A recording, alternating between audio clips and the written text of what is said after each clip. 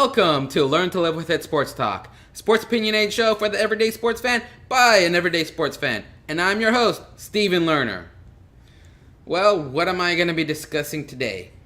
I'm going to be discussing about a sport that is not that popular in the United States of America, but is the number one most popular sport in the rest of the world. And that is football. No, not the NFL. What we call in America, soccer.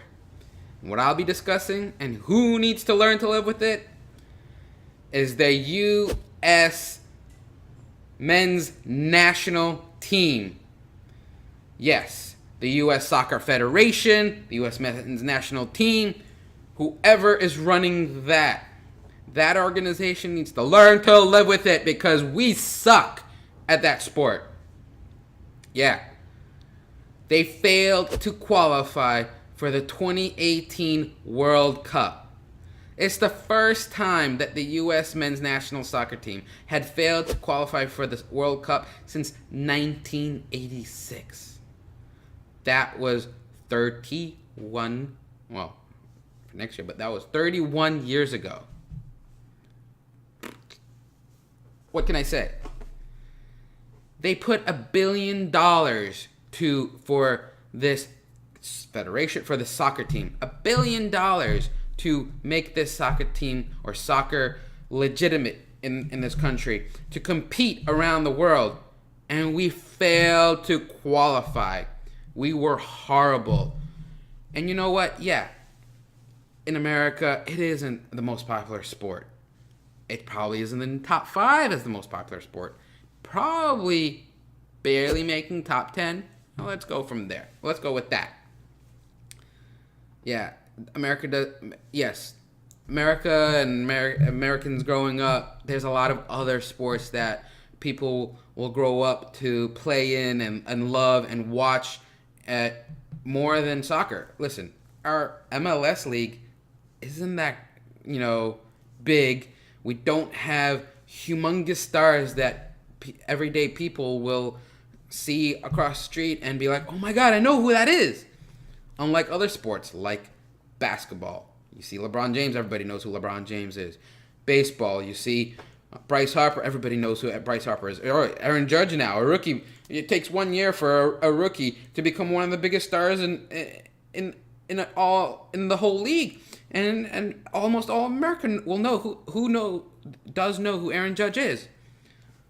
What other sport? You walk down the street, you could see someone like Tom Brady or, I don't know, even Eli or Peyton Manning walk down the street. People will know who they are. Name me a soccer player other than David Beckham in America. If they walk down the street, people will really know who they are. Everyday people will know who they are. Waiting. Yeah, you ain't going to be able to name anybody in the MLS other than the retired David Beckham. Yeah, exactly.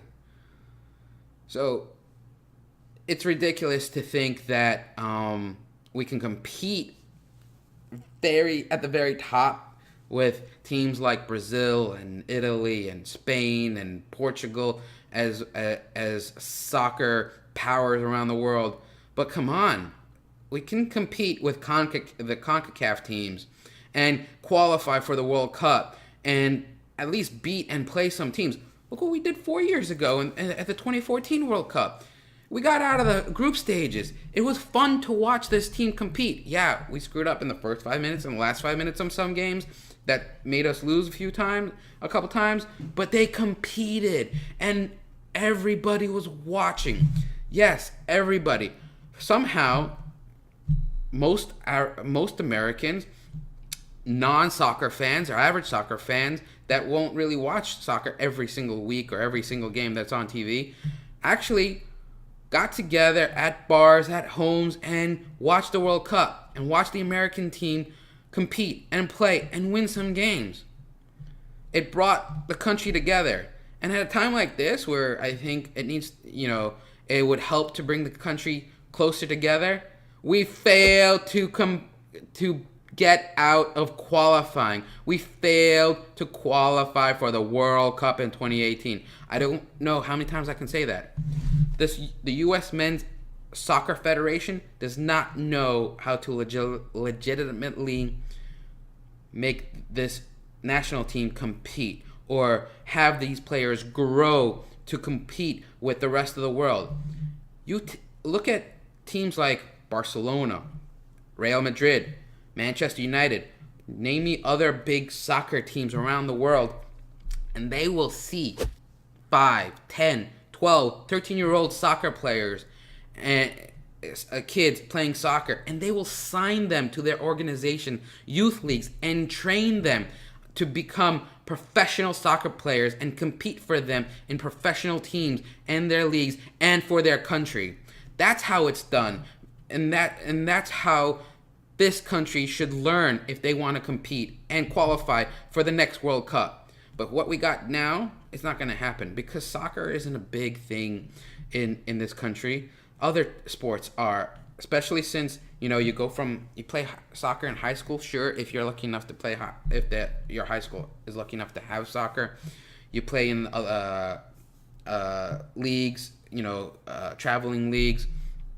But once you get colleges, a lot of colleges some will give them scholarships for soccer, but a lot of colleges, it's football, it's basketball, maybe baseball, some other teams.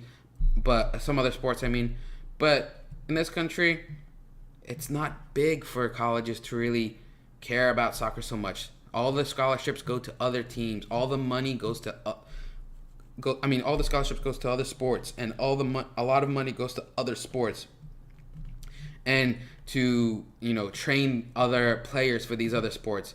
Soccer doesn't get the love in this country as it should, and as much as it, I think, needs if they want to compete and not get embarrassed year after year, or especially get embarrassed as they did this year in not qualifying for the 2018 World Cup. I just don't know what to say. We had players that are on the U.S. men's national team that I went to other countries to play, and other countries to develop, and other countries to learn and compete because they can't do it here in our own country. I don't know what to say other than it's an embarrassment. And the federation, the U.S. Soccer Federation, the U.S. men's national team, you guys need to learn from this embarrassment. Learn from this mistake and grow. Because if it's going to stay like this, we'll be lucky to make any other World Cup. And you know what? You guys will be lucky to have fans even care about this sport. MLS kind of a little bit revolves around the U.S. men's soccer national team, because if you got more eyes on that team, if you got more fans watching that U.S. soccer team and learned about these players while watching the World Cup, maybe more fans would be interested in these players and the players and these players and their teams that they play for in the MLS. And you'll have more fans watching the MLS, and maybe will help the MLS grow. But I don't think you guys care, or you guys know how to do it. Hopefully, you guys figure this out and get a good coach. Klinsmann was a great player, and I think he was a good coach, but I just think he lost the team. And Bruce Arena coming back, it's because you guys can't find anybody better to coach. Find a coach. Find someone that will develop these players into competing. Find a coach that will get star players and to play for this team. Good luck to the U.S. men's national team at the next World Cup qualifiers. See how it goes from there. That's all I got to say. And again, as I always say, no matter what, it's a sport, and we all need to learn to live with it. If you like this video and this channel, please subscribe, like, comment, share, and tell everybody else about it. Come back and enjoy the next video, or watch one of the previous videos. Thank you all for enjoying Learn to Live with It Sports Talk.